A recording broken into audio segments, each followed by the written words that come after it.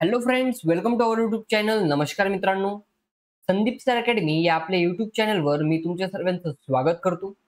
मित्रांनो, तुम्ही जर आपल्या संदीप सर अकॅडमी या यूट्यूब चॅनलवर नवीन असाल तर आपल्या यूट्यूब चॅनलला सबस्क्राईब करून सोबतच बाजूच्या बेल आयकॉनला क्लिक करून ऑल नोटिफिकेशन ऑन करा, जेणेकरून तुम्हाला अशा नवनवीन व्हिडिओची नोटिफिकेशन सर्वात आधी मिळत राहील.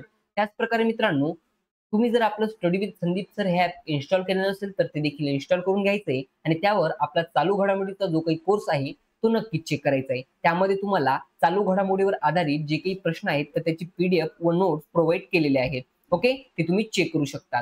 आज 28 सप्टेंबर 2025 आजच्या दिवसासाठी जे काही मोस्ट इम्पॉर्टंट क्वेश्चन आहेत चालू घडामोडीवर आधारित ते आपण आज या व्हिडिओमध्ये पाहणार आहोत. त्यामुळे व्हिडिओला स्किप न करता शेवटपर्यंत नक्कीच पाहायचंय.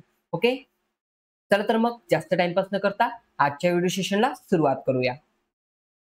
पहा मित्रांनो, या ठिकाणी पहिला प्रश्न दिलेला आहे. नवीन उपक्रमाला चालना देण्यासाठी 1000 कोटींचा लीप कार्यक्रम कोणत्या राज्याने सुरू केला आहे?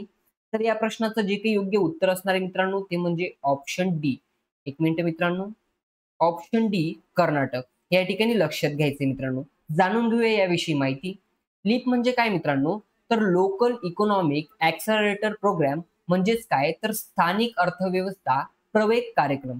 या ठिकाणी लक्षात घ्यायचे की पुढील 5 वर्षात संपूर्ण कर्नाटकात नाविन्यपूर्णता आणि उद्योजकता निर्माण करण्यासाठी ही जी काही कार्यक्रम आहे हा राबवण्यात आलेला आहे. ओके, चला पाहूया पुढचा प्रश्न. कोणत्या 3 आफ्रिकन देशांनी आंतरराष्ट्रीय गुन्हेगारी न्यायालय म्हणजे ICC मधून माघार घेण्याचा निर्णय घेतला आहे?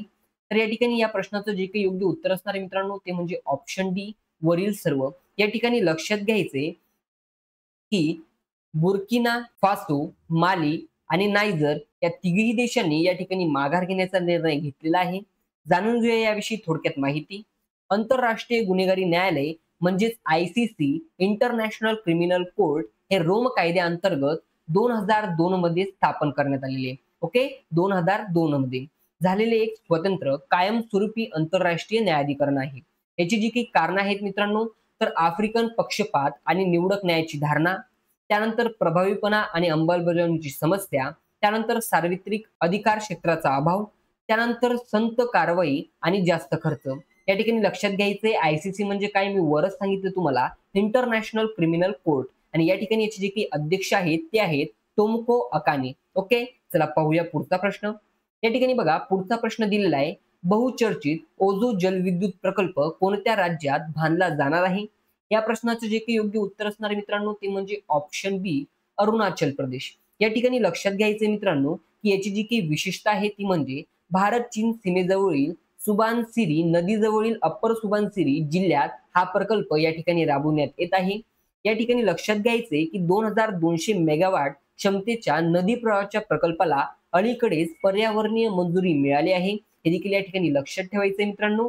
आणि हा प्रकल्प भारताच्या अक्षय ऊर्जा उद्दिष्टांसाठी एक मोठे पाऊल आहे आणि त्याच्या मोठ्या प्रमाणामुळे, धोरणात्मक स्थानामुळे आणि प्रदेशाच्या पर्यावरणीय संदर्भामुळे ते महत्वपूर्ण आहे.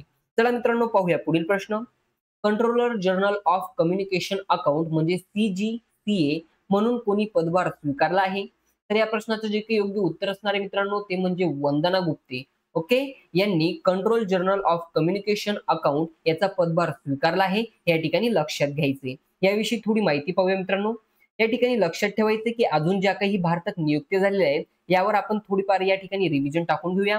ओके, बघा या ठिकाणी लक्षात घ्यायचे की खान मंत्रालय सचिव म्हणून पियुष गोयल यांची नियुक्ती झालेली आहे. त्यानंतर नवीन उपराष्ट्रपती CPV राधाकृष्णन यांची नियुक्ती झालेली आहे. 99वे अखिल भारतीय मराठी साहित्य संमेलन अध्यक्ष म्हणून विश्वास पाटील यांची नियुक्ती झालेली आहे. तर association of mutual funds in इंडियाचे अध्यक्ष म्हणून संदीप सिक्का यांची नियुक्ती झालेली आहे. NSE म्हणजेच नॅशनल स्टॉक एक्सचेंजचे नवीन अध्यक्ष म्हणून इजिते श्रीनिवास यांची नियुक्ती झालेली आहे. तर अखिल भारतीय आयुर्वेदिक संस्थेचे नवीन संचालक म्हणून प्रदीप कुमार प्रजापती यांची नियुक्ती झालेली आहे. त्याच प्रकारे CISF चे महासंचालक म्हणून प्रवीण रंजन, तर ITBP चे महासंचालक म्हणून प्रवीण कुमार यांची नियुक्ती या ठिकाणी झालेली आहे. चला मित्रांनो पाहूया पुढील प्रश्न. दरवर्षी जागतिक रेबीज दिवस केव्हा साजरा करण्यात येत असतो? तर या प्रश्नाचं जे काही योग्य उत्तर असणार आहे मित्रांनो ते म्हणजे ऑप्शन बी 28 सप्टेंबर. या ठिकाणी बघा हा दिवस रेबीज या प्राणघातक रोगाबद्दल जनजागृती करण्यासाठी आणि तो रोखण्यासाठी तसेच नियंत्रणात आणण्यासाठी केले जाणारे जे काही प्रयत्न आहेत हे वाढवण्यासाठी आयोजित केला जातो. या दिवशी फ्रेंच सूक्ष्मजीव शास्त्रज्ञ लुई पाश्चर यांचा सन्मान केला जातो, ज्यांनी रेबीजची पहिली लस विकसित केली आहे. मित्रांनो, हा प्रश्न स्टार करून ठेवायचा आहे की या ठिकाणी हा प्रश्न देखील विचारला जाऊ शकतो की फ्रेंच सूक्ष्मजीव शास्त्रज्ञ लुई पाश्चर यांनी कोणती लस तयार केली आहे किंवा रेबीजची पहिली लस कोणी तयार केलेली आहे, तर फ्रेंच सूक्ष्मजीव शास्त्रज्ञ लुई पाश्चर हे उत्तर तुम्हाला देता आलं पाहिजे. ओके, चला जाऊया पुढच्या प्रश्नाकडे. भारतातील पहिली रॉकेट 3D प्रिंटिंग सुविधा कोणत्या संस्थेने सुरू केली आहे? या ठिकाणी या प्रश्नाचं जे काही योग्य उत्तर असणार आहे मित्रांनो, ते म्हणजे option C, Agnikul Cosmos. Okay, या ठिकाणी हे लक्षात ठेवायचं मित्रांनो. चला पाहूया पुढचा प्रश्न.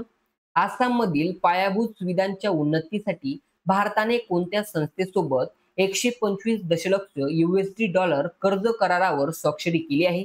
तर या ठिकाणी या प्रश्नाचं जे काही योग्य उत्तर असणार आहे मित्रांनो, ते म्हणजे ऑप्शन बी, आशियन डेव्हलपमेंट बँक.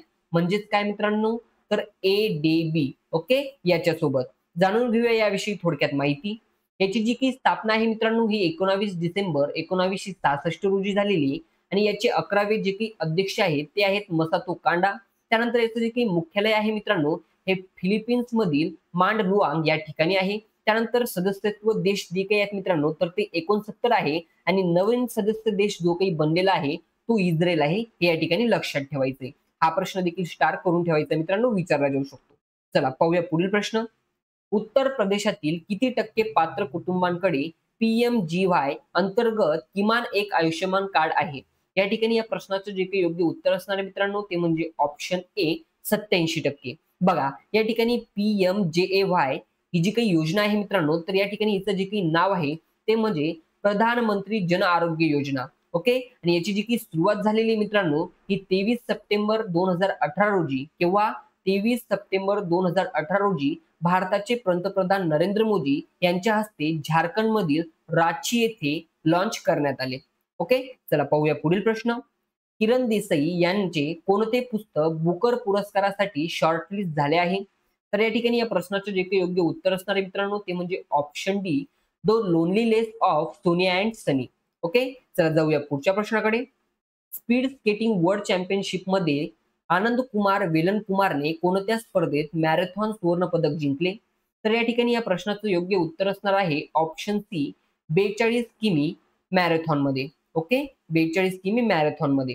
बघा, या ठिकाणी जाणून घेऊया चीनमधील बेदाई येथे झालेल्या स्पीड स्केटिंग वर्ल्ड चॅम्पियनशिप मध्ये आनंद कुमार वेलन कुमारने मॅरेथॉन सुवर्ण पदक जिंकून इतिहास रचला आहे आणि 22 वर्षीय भारतीय खेळाडूने 42 किमीच्या आव्हानात्मक स्पर्धेत पहिले स्थान मिळवले आणि देशासाठी ही एक महत्वाची कामगिरी ठरवली आहे.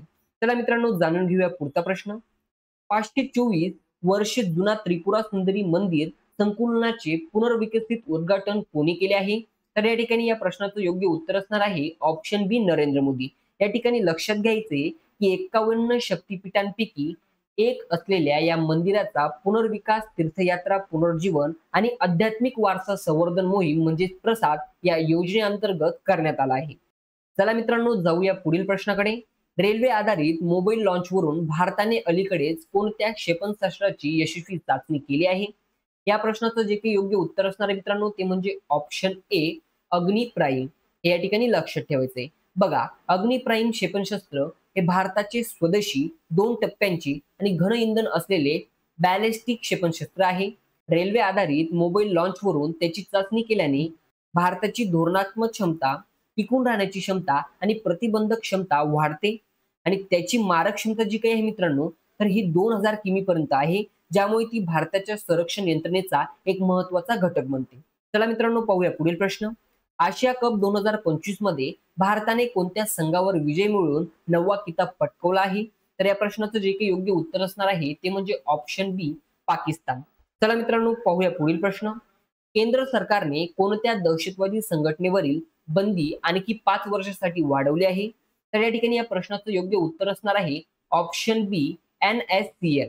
या ठिकाणी लक्षात घ्यायचे मित्रांनो की NSCN म्हणजेच national socialist council of Nagaland.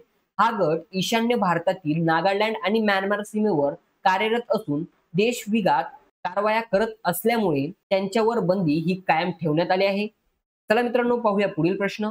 Mumbai महानगरपालिकेने 29 सप्टेंबर ते 11 ऑक्टोबर दरम्यान कोणती मोहीम राबवण्याचे ठरवले आहे? तर या ठिकाणी या प्रश्नाचं योग्य उत्तर असणार आहे ऑप्शन सी, नाले स्वच्छता मोहीम. या ठिकाणी लक्षात घ्यायचे की पावसाळा संपल्यानंतर नाल्यांमधील गाळ आणि कचरा काढण्यासाठी ही विशेष मोहीम राबवली जाणार आहे. त्यानंतर मित्रांनो, पाहूया पुढील प्रश्न.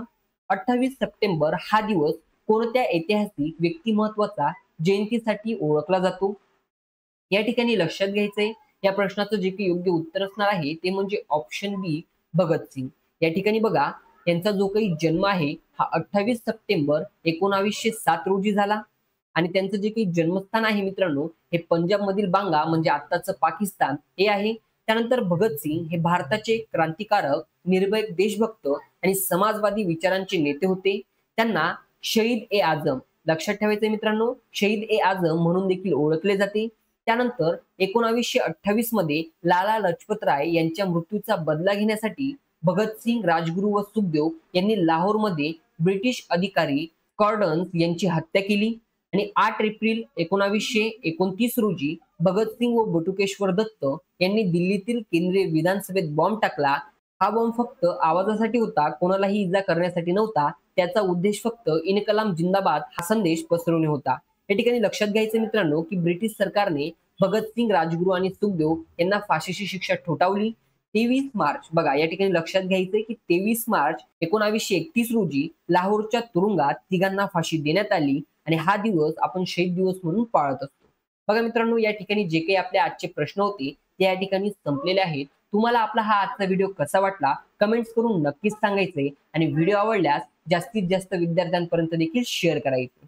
त्याचप्रमाणे मित्रांनो, तुम्ही जर अजून देखील आपल्या युट्यूब चॅनलला सबस्क्राईब केलं नसेल तर आपल्या युट्यूब चॅनलला देखील सबस्क्राईब करायचंय आणि सोबतच आपलं स्टडी विथ संदीप सर हे ऍप देखील इन्स्टॉल करायचंय, ज्याच्यावर आपला चालू घडामोडीचा कोर्स तुम्हाला दिलेला आहे आणि त्यामध्ये तुम्हाला जे काही चालू घडामोडीवर आधारित PYQ असतात, क्वेश्चन असतात, त्या क्वेश्चनची जी काही PDF असते किंवा नोट्स असतात ते तुम्हाला त्या ठिकाणी प्रोव्हाइड केलेले आहेत. त्यामुळे आपला कोर्स नक्कीच चेक करायचा आहे. ओके, चला तर मग मित्रांनो, भेटूया नवीन व्हिडिओमध्ये नवीन प्रश्नांसोबत. Thanks for watching this video friends.